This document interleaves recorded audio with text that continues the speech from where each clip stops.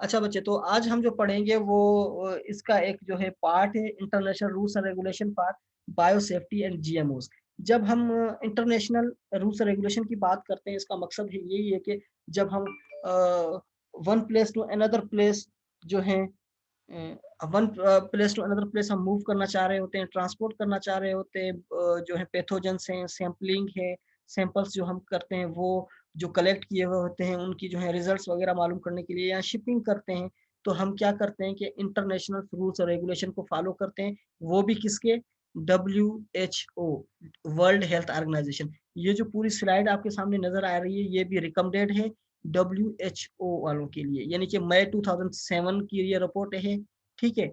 और जो है किस तरह जो है ट्रेनिंग दी जाती है, किस तरह ट्रांसपोर्टेशन की जाती है, किस तरह बायोसेफ्टी की जाती है और किस तरह डिसइंफेक्ट जो है प्रोसेस को फॉलो करते हैं, ठीक है बच्चे। अच्छा, सबसे पहले लर्निंग ऑब्जेक्ट क्या है हमारे पास, किस तरह हम हमारे पास सब्जेक्ट्स हैं, क्या ऑब्जेक्टिव्स होते हैं, ठीक है।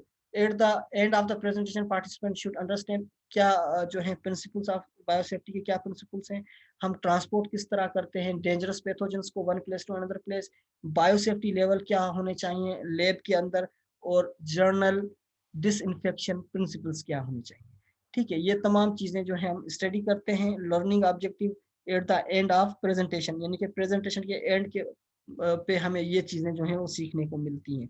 सबसे पहले आ जाते हैं लेबोरेटरी बायोसेफ्टी। लैब के अंदर क्या बायोसेफ्टी होनी चाहिए, ठीक है। क्या चीजें होती हैं, तो WHO जो वर्ल्ड हेल्थ ऑर्गेनाइजेशन है वो किस तरह इन चीजों को डिस्क्राइब करती है, ठीक है। सबसे पहले जो है लैब के अंदर जो है ये चीज देखी जाती है कि कंटामिनेट प्रिंसिपल्स क्या है, किस लेवल का काम किया जा रहा है, किस चीज का काम किया जा रहा है, किस पर्पस का काम किया जा रहा है, तो वो सारी चीजें जो हैं वो बायोसेफ्टी लैब के अंदर आ जाती हैं, ठीक है। तो सबसे पहले कंटामिनेट प्रिंसिपल्स होता है, यानी कि किन पैथोजेंस का काम है और किस लेवल का कंटामिनेशन है, जो कि पर्सनल हैं या जो वर्कर्स हैं या जो साइंटिफिक के रिसर्चर हैं उनको किस हद तक खतरा है।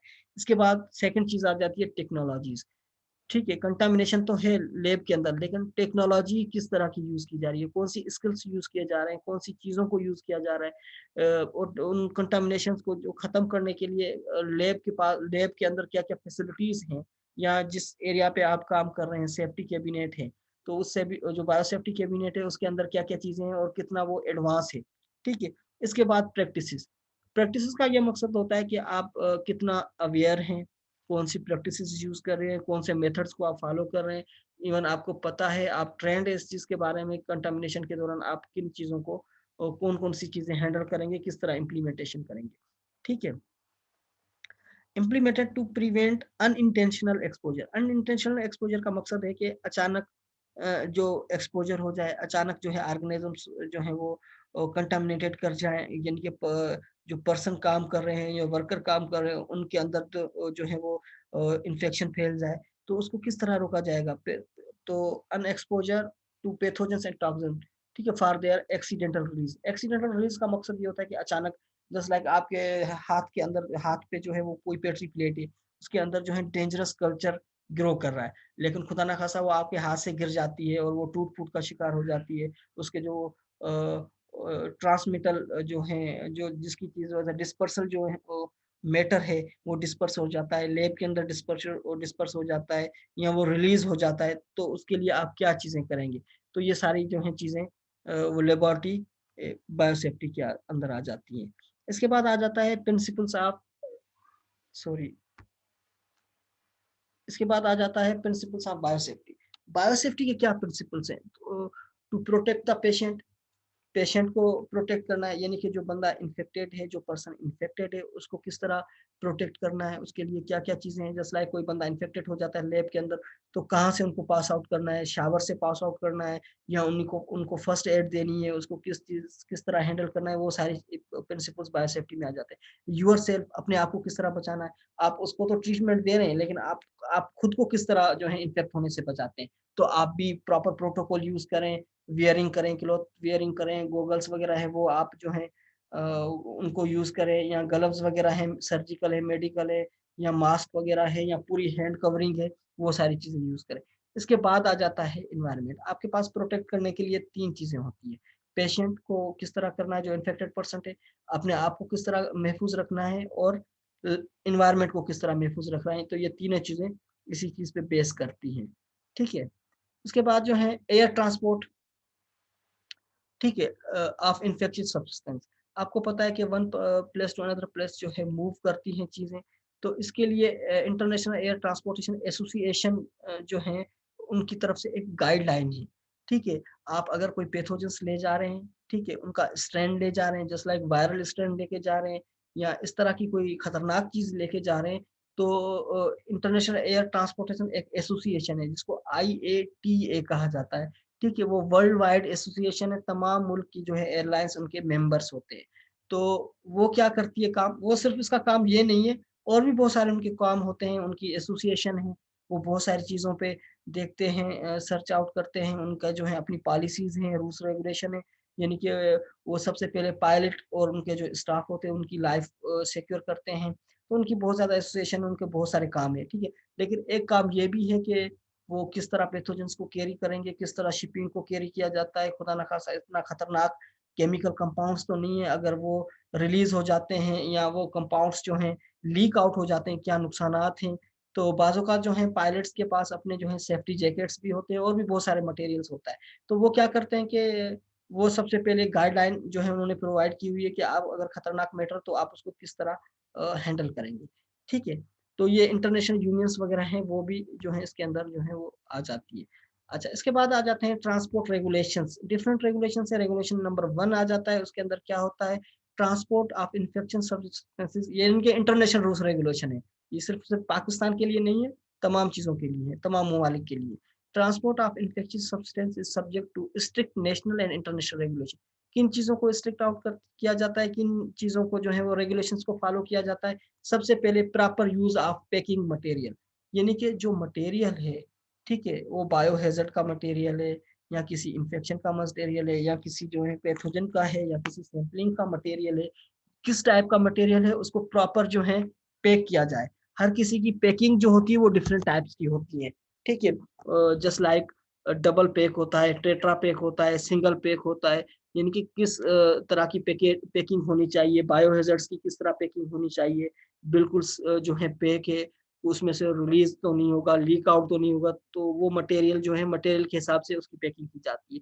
प्रॉपर लेबलिंग और नोटिफ़िकेशन, उसके बाहर प्रॉपर्ली जो है वो लेबलिंग की जाती है, लोगों को जो है वो फिक्स किया जाता है, यानी कि बायोहैज़ार्ड है तो बायोहैज़ार्ड का लोगो यूज़ किया जाएगा, कार्सिनोजेनिक है तो कार्सिनोजेनिक का जो है वो लोगो यूज़ किया जाता है। तो बहुत सारे लोगो जो होते हैं वो कैरेक्टरिस्टिक फीचर्स होते हैं, उनका बताया जाता है कि ये किस चीज़ का जो है वो काम है। नोटिफ़िकेशंस भी उसमें जो है वो लेबल किए जाते हैं, नोटिफ़िकेशन नंबर को जो है वो किया जाता है, सही है? अच्छा, तो कुछ जो चीज़ें होती हैं वो कस्टम के जो हैं, कस्टम के स्टैंडर्ड के मुताबिक या कस्टम के जब कस्टम क्लीयरेंस के वक़्त आता था तब वो चीज़ें जो है वो लेबलिंग की जाती है। जस्ट लाइक आप जब इंटरनेशनल या नेशनल आपने सफ़र किया होगा, तो जब आप कस्टम क्लीयरेंस करवाते हैं तो वहाँ पे बोर्डिंग होती है, तो बोर्डिंग पे जो है वो कुछ चीज़ें जो हैं वो आपको लेबलिंग की जाती है, वो अपने लेबल कर लेते हैं। वो जो चीज़ें हैं जो उनको उन पे जो है वो कुछ नंबर्स वगैरह जो है वो फिक्स करते हैं। तो उनका क्या मकसद होता है कि ये जो है चीज़ें हैं ये इवन पब्लिक यूज़ वाली चीज़ें हैं या कोई और चीज़ें हैं, कस्टम क्लीयरेंस के दौरान जो है वो टैग भी कर देते हैं, वो लेबलिंग भी लगा देते हैं। ठीक है? उसके बाद कंपाइलेंस, रिड्यूस लाइक्हुड और डैमेज पैकेज, ठीक है? किन-किन चीज़ों का ख़्याल किया जाता है कि वहाँ पे अच्छा पैकेज जो है पैक करने के लिए जो है वो क्या किया जाता है, पैकिंग करने के लिए वहाँ पे फैसिलिटीज़ भी होती है, ठीक है? Reduce likelihood of damaging packages uh, होते हैं, इसके अलावा मिनिमाइज़ एक्सपोज़र को सबसे ज़्यादा मिनिमाइज़ किया जाए, ताकि इतना वेल डिफाइंड जो है वो पैकेज होने चाहिए या पैक होना चाहिए, ठीक है? Improve carriers efficiency and confidence in package delivery, ठीक है? पैकेज डिलीवरी के दौरान जो है वो अ, इम्प्रूव किया जाता है, एफिशिएंसी को इम्प्रूव किया जाता है, कॉन्फिडेंस के साथ जो है वो डिलीवरी की जाती है, ठीक है? इसके बाद ट्रांसपोर्ट रेगुलेशन 2, उसमें क्या होता है कि subject to regular amendment, shippers refer to latest issuance of national and international regulations for regulations. ठीक है, वो क्या करते हैं कि वो लेटेस्ट जो उनके जो हैं इन्फॉर्मेशन है, जो शिपर्स इन्फॉर्मेशन दे रहा होता है कि किस चीज़ की कंसाइनमेंट है, किस चीज़ की शिपमेंट है, तो उसको जो है फ़ॉलो किया जाता है। उसमें बारे में लेटेस्ट इन्फॉर्मेशन जो होती है या लेटेस्ट लेबलिंग होती है, वो की जाती है। क्वारंटाइन डिपार्टमेंट क्या करता है, प्रॉपर ट्रीटमेंट करता है, प्रॉपर पैकिंग को चेक करता है कि किस तरह की पैकिंग की गई है, उसके अंदर क्या सामान है, लीक आउट होने का तो खतरा नहीं है। तो ये रेगुलेशन वहाँ पे जो है फ़ॉलो किया जाता है। International regulation not intended to supersede local or national requirement. ठीक है, where national requirement do not exist, international regulation should be followed. ठीक है, बाजू का क्या होता है कि नेशनल रिक्वायरमेंट ये होती है कि one place to another place अगर मूव किया जा रहा है नेशनल एक मुल्क के अंदर, तो इतनी ज्यादा उसके अंदर जो है वो प्रैक्टिस को फॉलो नहीं किया जाता, लेकिन इंटरनेशनल रेगुलेशन को बहुत ज्यादा फॉलो किया जाता है। अब जस्ट लाइक यहाँ से कोई कंसाइनमेंट जा रही है, जस्ट लाइक कोई सैंपल वगैरह है, एंथ्रेक्स के सैंपल हैं या कोई सैंपल है, तो वो अगर बाय एयर जा रहे हैं तो उनके लिए इतनी ज़्यादा चीज़ें फ़ॉलो नहीं की जाती, जितनी फ़ॉलो की जाती है इंटरनेशनल रूल्स रेगुलेशन के लिए, ठीक है? तो यहाँ ज़्यादातर पाकिस्तान के अंदर जो है इस इतने जो हैं इन रेगुलेशन को जो है फ़ॉलो नहीं किया जाता, और इतना ज़्यादा जो है वो डेंजरस जो चीज़ें हैं, उनको जो है वो इतना प्रॉपर्ली सही से नहीं देखा जाता एज़ कम्पेयर टू इंटरनेशनल। बाज़-औक़ात पाकिस्तान में जो है बहुत सारी चीज़ें जो है चर्च वग़ैरह है, ये भी सिमरिंग की जाती है और पता भी नहीं चलता इन लोगों को। क्योंकि ये कस्टम वाले इतने ज़्यादा इस पे फ़ोकस नहीं करते, इंटरनेशनल चीज़ों पे सबसे ज़्यादा इंटरनेशनल असाइनमेंट में ज़्यादा फ़ोकस करते हैं। ठीक है। अच्छा, आपको ये भी पता होगा कि एयरपोर्ट में भी लैब्स होती हैं, क्वारंटाइन डिपार्टमेंट्स की लैब होती है, वहाँ पे प्रॉपर लैब को चेक भी किया जाता है, कंसाइनमेंट्स को चेक भी किया जाता है, वहाँ पे लैब्स मौजूद होती हैं या आप किसी से भी पूछ सकते हैं, किसी से भी मालूम कर सकते हैं, तो वहाँ पे भी लैब्स होती हैं, जिन लैब्स में जो है वो ट्रीटमेंट भी कराया जाता है, कंसाइनमेंट को चेक आउट भी किया जाता है। सर इसमें सर ड्रग्स को आइडेंटिफाई करने के लिए होती होंगी। जी, जी, ड्रग्स को आइडेंटिफ़ाई करना। अच्छा, लैब से कब एनालिसिस किया जाता है? जब आप ऑलरेडी इन्फॉर्म कर देते हैं उनको कि हमें इस तरह की कंसाइनमेंट भेजनी है और इस कंसाइनमेंट की ये चीज़ें हैं, तब जाके उन कंसाइनमेंट को चेक किया जाता है। अदरवाइज़ अगर आप इसको प्रॉपर्ली कॉन्फिडेंशियल रखेंगे, नहीं बताएँगे, तो इस पे बहुत ज़्यादा फाइन भी होता है और जो है इस पे गिरफ्तारी भी होती है और भी बहुत ज़्यादा इस पे जो है स्ट्रिक्ट रूल्स रेगुलेशन है। मुझे वो प्रॉपर रूल्स रेगुलेशन का नहीं पता, लेकिन आप कंसाइनमेंट को जो है कॉन्फिडेंशियल रखते हैं, आप नहीं बताते तो उस पे बहुत ज़्यादा फाइन है।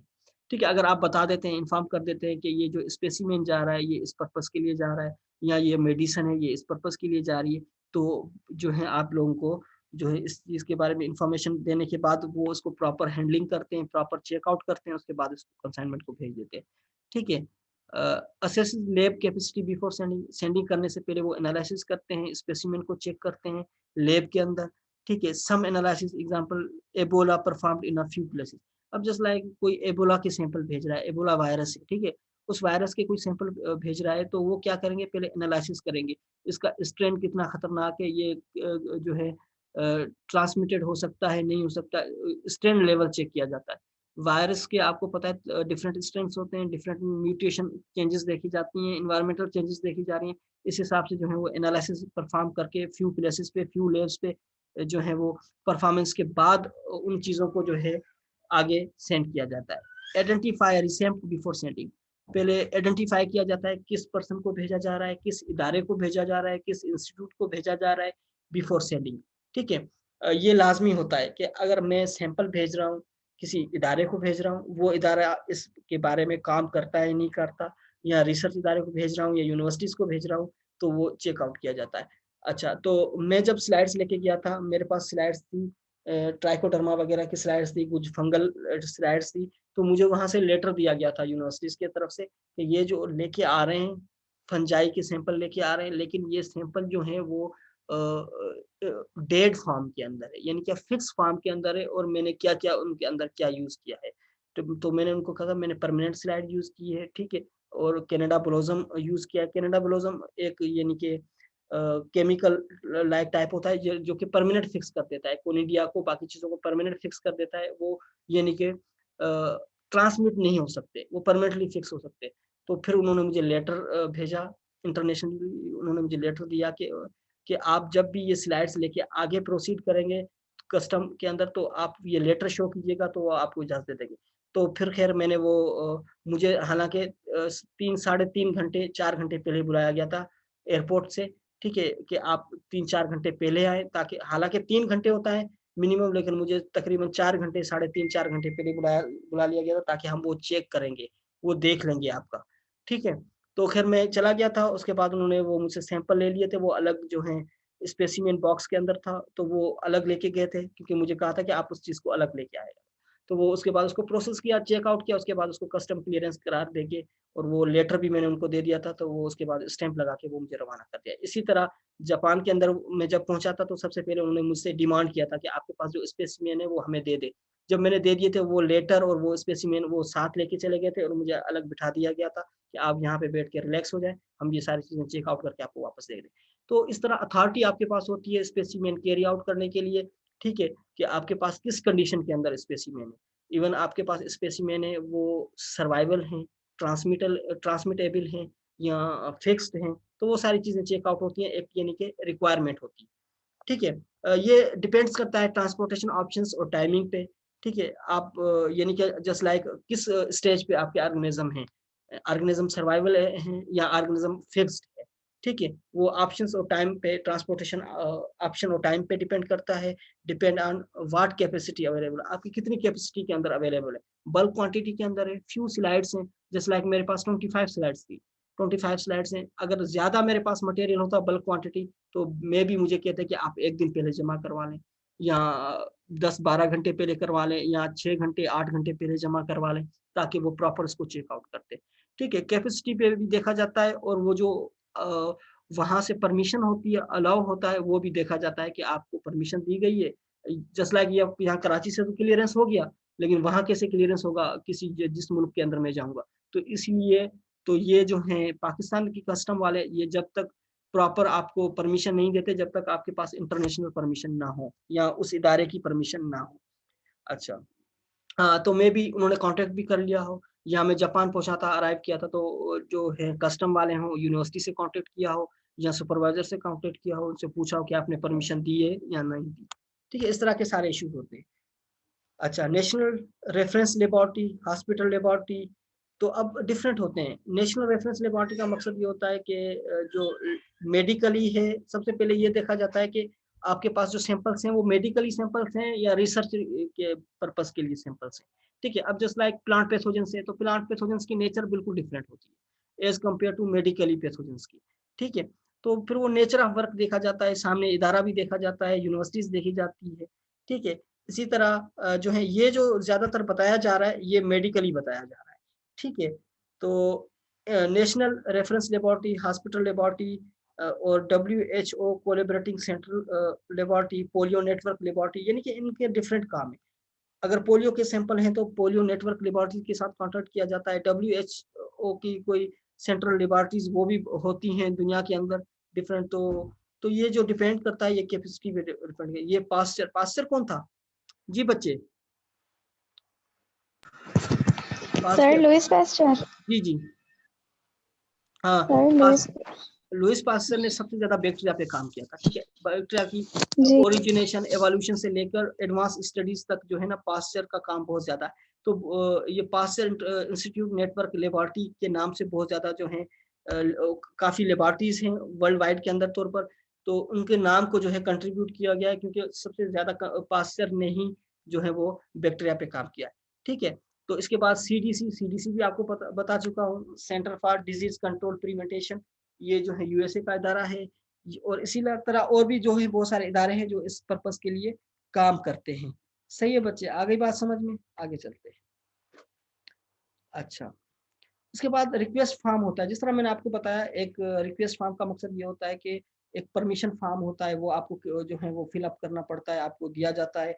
वो कस्टम जब क्लियरेंस होती है, वहाँ पे आपको फॉर्म फिल करना पड़ता है। आप कितने स्पेसिमेन ले आए, किस कंडीशन के अंदर ले आए, आप कहाँ ले जा रहे हैं, किस पर्पज़ के लिए ले जा रहे हैं। मुझे 2 फॉर्म फिल करने पड़े थे, एक पाकिस्तान कस्टम का, एक जापानीज़ कस्टम का।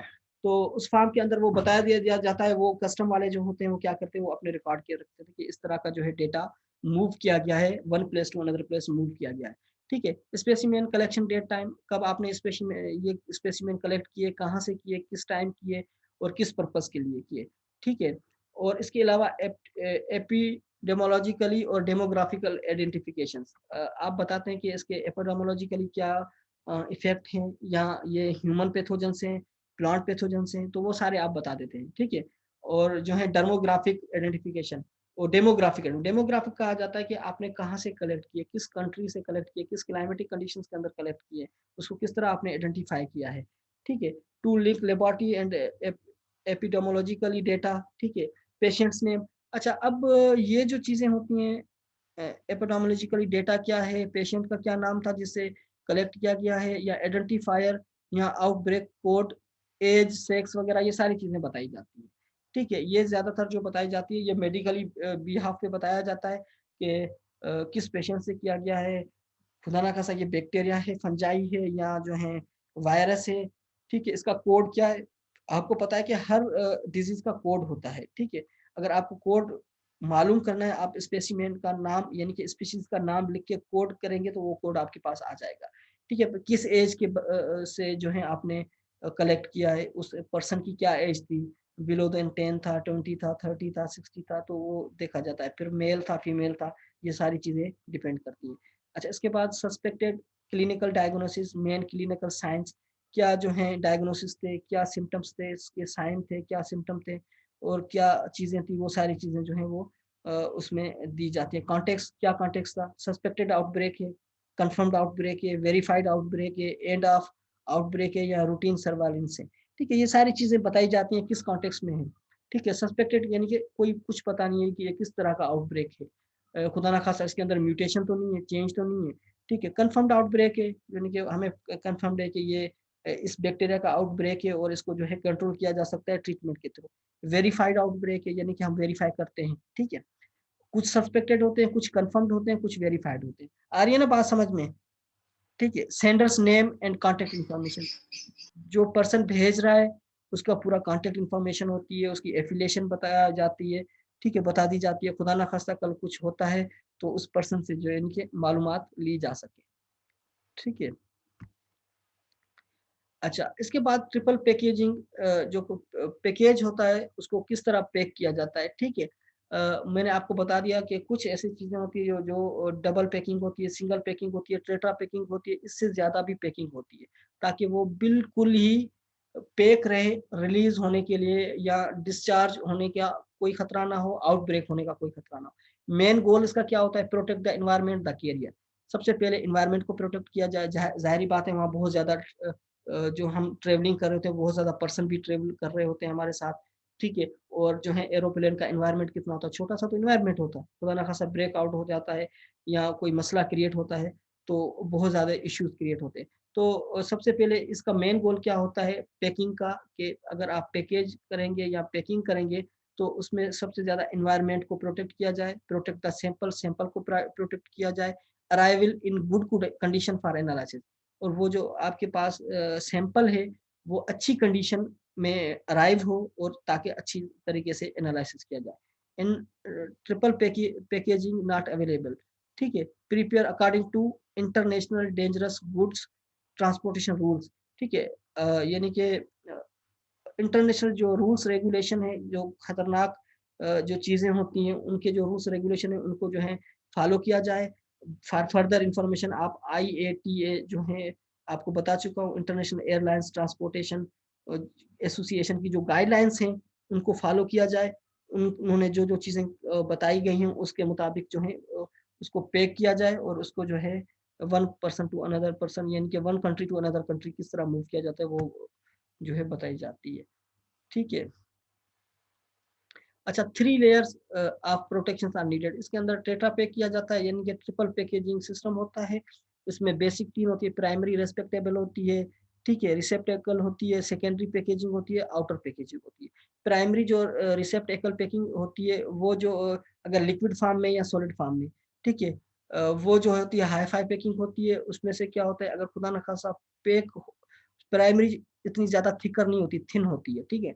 अगर उसमें से लिक्विड है या सॉलिड फॉर्म है, अगर उसमें से पेनिट्रेट भी कर जाए तो सेकेंडरी जो होती है, सेकेंडरी पैकेजिंग होती है, वो सबसे ज़्यादा फाइबरस होती है, और उसके अंदर फाइबर का यूज़ किया जाता है, और उसके अंदर एब्जॉर्बेंस की जो है पोटेंशियल एब्जॉर्बेंस होती है, यानी कि वो एब्जॉर्ब कर लेती है, वो उस चीज़ को लीक आउट नहीं होने देती। तो सेकेंडरी जो पैकेजिंग होती है, पैकिंग, वो सबसे ज़्यादा परमानेंट पैकेजिंग होती है, यानी कि उसके अंदर जो है सबसे ज़्यादा परमानेंट होती है, वहाँ से ज़्यादा चीज़ें बाहर आउट नहीं हो सकती। उसके बाद आउटर पैकेजिंग होती है, आउटर पैकेजिंग होती है वो भी थिक होती है, और वो जो पैकेजिंग होती है वो उससे ज़्यादा होती है, यानी कि वो सबसे ज़्यादा प्रोटेक्टिव होती है।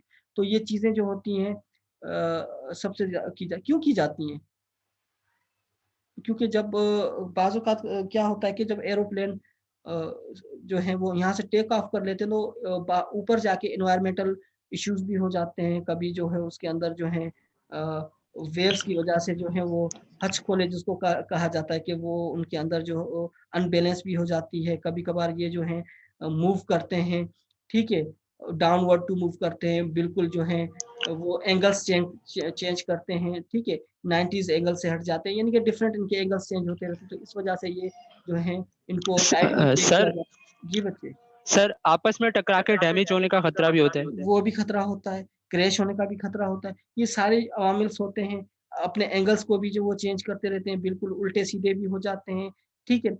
तो इस लेवल्स के अंदर जो है इन चीज़ों को बिल्कुल पैक किया जाता है और इनको जो है बाइंड किया जाता है बिल्कुल, ताकि इन चीज़ों का मिनिमम रिस्क हो, ठीक है? IATA shipping guidelines provides detail about definitions, packaging requirement, marking and labels, ठीक है? तमाम डॉक्यूमेंटेशन, नोटिफ़िकेशन, प्रोटोकॉल्स, रेफ्रिजरेंट्स सारी चीज़ें इसके अंदर प्रेज़ेंट्स होती हैं IATA के लिए, ठीक है? ये मैं आपको बता रहा हूँ एयरलाइन्स वग़ैरह का। वैसे शिपिंग जो है बाय इसके दौरान भी शिपिंग की जाती है, शिप्स के दौरान भी शिपिंग होती है, ठीक है? उनके दौरान भी कंसाइनमेंट भेजे जाते हैं, लेकिन उनके रूल्स रेगुलेशन अलग होते हैं, क्योंकि समंदर के अंदर भी जो है हाई टाइड्स और लो टाइड्स का इश्यू होता है, साइक्लोन्स के इश्यू होते हैं, तो वहाँ इससे ज़्यादा जो है इन चीज़ों को देखा जाता है। लेकिन वहाँ का जो होता है इतना अब जो ट्रैवलिंग होती है वो ज़्यादातर नहीं की जाती, शिप्स के जो है शिप्स के थ्रू नहीं की जाती, वर्ल्ड वाइड के तौर पर कुछ होती हैं जो होती हैं क्रूज़ जिसको कहा जाता है, one place to another place move करती हैं, ठीक है? लेकिन ज़्यादातर जो है वो अब ट्रैवलिंग जो होती है वो बाय एयर होती है। सही है बच्चे, आगे चलते हैं। लीक प्रूफ स्पेसिमेन कंटेनर, ठीक है? द बेसिक प्राइमरी रिसेप्टेकल के अंदर क्या होता है, लीक प्रूफ स्पेसिमेन कंटेनर होता है, थिनर होती है लेकिन इसके अंदर सफिशिएंट एब्जॉर्बेंट मटेरियल होता है जो कि एब्जॉर्ब कर लेता है चीज़ों को, ठीक है? ताकि अगर इन केस ब्रेकेज भी हो जाए तो वो सेकेंडरी उसको जो होती है पैकेज या सेकेंडरी जो होते हैं उसको रोक ले, ठीक है? लेकिन ये लीक प्रूफ स्पेसिमेन कंटेनर होता है, ठीक है? जिसके अंदर जो है ना प्राइमरी जिसको कहा जाता है, ठीक है? सेकेंडरी क्या होता है? लीक प्रूफ सेकेंडरी कंटेनर इसके अंदर क्या होता है, ये प्रोटेक्ट द प्राइमरी रिस्पेक्टिकल, ये जो है प्राइमरी से अगर सॉरी लीक भी हो जाता है तो ये क्या करता है, सेकेंडरी क्या करता है उसको डिफेंस करता है, ठीक है? तो सेकेंडरी प्राइमरी लीक भी हो सकता है, ठीक है? लेकिन सेकेंडरी पैकेज जो होता है वो सबसे ज़्यादा एब्ज़ॉर्बेंट मटेरियल उसके अंदर यूज़ किया जाता है, वो तमाम चीज़ों को एब्ज़ॉर्ब कर लेता है, चाहे फ्लड में हो, चाहे उस केस में क्या कहते हैं अपना सॉलिड के अंदर तो इतने प्रॉब्लम नहीं होते, ज़्यादातर लिक्विड फॉर्म के अंदर जो है प्रॉब्लम होता है, वो ब्रेकेज का होता है, लीक आउट का होता है, बाज़ औक़ात कुछ चीज़ें आपस में टकरा जाती हैं, उसकी वजह से ब्रेकेज तो नहीं हुआ। तो ये सारी जो है ना सारे मसाइल होते हैं, लेकिन जो है सेकेंडरी जो है वो सबसे ज़्यादा उसको जो है महफूज़ बनाने के लिए होता है। और उसके बाद होता है आउटर पैकेज। वो जो है ज़्यादातर जो है वो आउटर पैकेज जो होता है, वो फिज़िकली डैमेज होने से बचाता है, ठीक है? और जो है उसके अंदर इन्फ्लुएंस होता है और वो बहुत ज़्यादा थिक होता है, ठीक है? उसका 10 बाय 10 सेंटीमीटर तक उसकी थिकनेस होती है, ठीक है? और इसके अलावा जो है वो